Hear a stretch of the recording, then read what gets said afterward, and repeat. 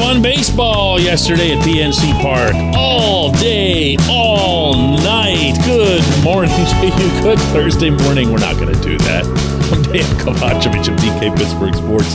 This is Daily Shot of Pirates. It comes your way bright and early every weekday. If you're into football and or hockey, A, you have a better chance of staying sane, and B, you can find that in the same place where you found this program. Mets 5, Pirates 1. That was in the daytime. Mets 10, Pirates 0. That was in the nighttime. It wasn't that it was hideous baseball. It wasn't that the home team was booting plays all over creation or anything like that. It was just a whole lot of bad pitching until it was the other side going to the mound, and then it was Jacob deGrom crushing the Pirates with dynamic slider after dynamic slider. 7 scoreless innings, 3 hits for him. There's not that much to say about these events, to say the least. But I did feel like I picked up on a pattern during, I don't know, maybe halfway through game 2. I was watching with a careful eye the body language of the younger players as they came to bat. Those guys, the Cal Mitchells, the Jack Sawinskis, of course, O'Neal Cruz, who, by the way, had 3 more hits over the course of the doubleheader and is now batting, for those of you who still are into batting average, .219. Woohoo! Never mind that, he's got all those home runs and all those RBIs. And the observation, this might be completely wrong, okay? So let me preface it that way. As it are a lot of things when you're observing baseball. It's a complicated game. But it seems to me that if you're getting your brains beaten out once a week, twice a week, and that's what the Pirates do. They play a lot of these games. They play more of these types of games than any team in the 136-year history of the Pittsburgh Baseball Club. That's how often these guys are getting blown away. You are sucking the life out of these kids. You are putting them into situations where it's just graveyard ball. And I'm not even just saying that because there couldn't have been more than a couple thousand people for either of those 2 games. And of that couple thousand, 3/4 of them were cheering for the New York team. I can't make this point vociferously enough that bringing players, young players, into this environment is to stunt them, is to kill them. You are putting them into situations and settings that they've never been in. These are baseball relative children, and you're throwing them out there in front of an empty stadium, having them lose by 9, 10, 15, 18 runs, whatever it is, and then saying, yes, let's see some progress, young man. Who thinks like this? Who thinks this is good? Who thinks this is okay? This portion of Daily Shot of Pirates is brought to you by our friends at North Shore Tavern. That's directly across Federal Street from PNC Park. It's home of Steak on a Stone, an eating experience, underscoring the word experience. The steak is brought to you partially cooked on an 800-degree stone, and you do the rest. It's a ton of fun, it's a great meal, and it's a baseball atmosphere like no other in Pittsburgh. North Shore Tavern, right across Federal Street from PNC Park. This was Derek Shelton after the game talking about the impact that this sort of thing can have on young players. Yeah, we have a bunch of young kids, so we got to focus on the positive. We got to focus on the things that we did well, and then the things that we didn't do well, we have to highlight. And by highlight, we have to teach off them. We have to talk about them. We can't let those go by the wayside because we have a lot of guys that have very little experience here, and they're learning and getting experience at the big league level. And right now we're in a stretch of games where they're learning and getting experience against elite teams. So we just have to keep going. We have to stay positive because, like you said, they're kids, and we have to make sure that we continue to push and figure out the ways we can get better. Look, say what you want about Shelton, and I've said plenty. I've been as critical of his job performance as anyone in town. He has still found a way to not completely lose it. And yes, a lot of people, and again, I'm not an exception to that, will occasionally criticize him for that. You'll want to see the food table flipped over, figuratively speaking. But there's also something to be said for trying to protect these young players from what they're surrounded by. And I'm sorry, I really feel like after 3 full years of this, it's time for everyone involved to embrace a different challenge. Why should the manager be in place with the principal role? And make no mistake, this had to have been a major focus of the managerial hiring process that Ben Cherington went through 3 years ago. Let's find a guy who just never freaks out. Oh, cool. Here's this guy. That's not fair to Shelton. It's certainly, and more importantly, not fair to the individuals involved. A lot of times when I'm either talking or writing about the Pirates' need to do something significant next season to upgrade the Pittsburgh roster, it's perceived as being about the public or about the fans. And it's been too long. It's time for the fans to start having. It's not. Trust me. I think that's a nice side benefit, but I don't think that's it. The it in this factor is putting O'Neil Cruz into a situation where he can feel like he's blossoming. Case in point, 2 nights ago, Mitch Keller goes out there, takes the ball. Mitch Keller, big league pitcher all of a sudden this year. Mitch goes right at the New York lineup, makes them eat out of his hand.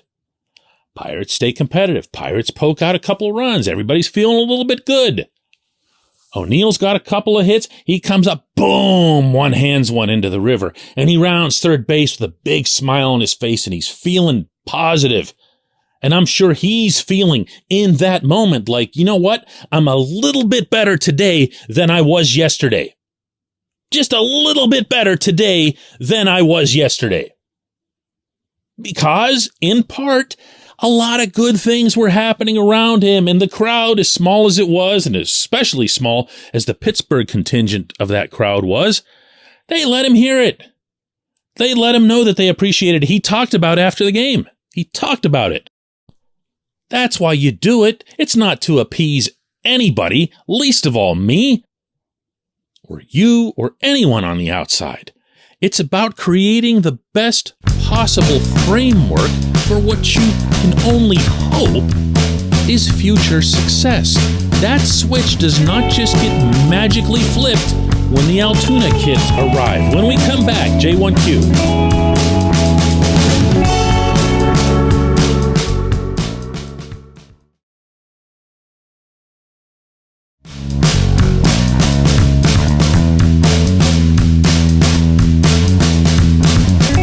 J1Q comes from Andy, who asks, plain and simple, DK, I'm 35. I won't ask for a World Series, but will I at least see a Pirates Hall of Famer in my lifetime?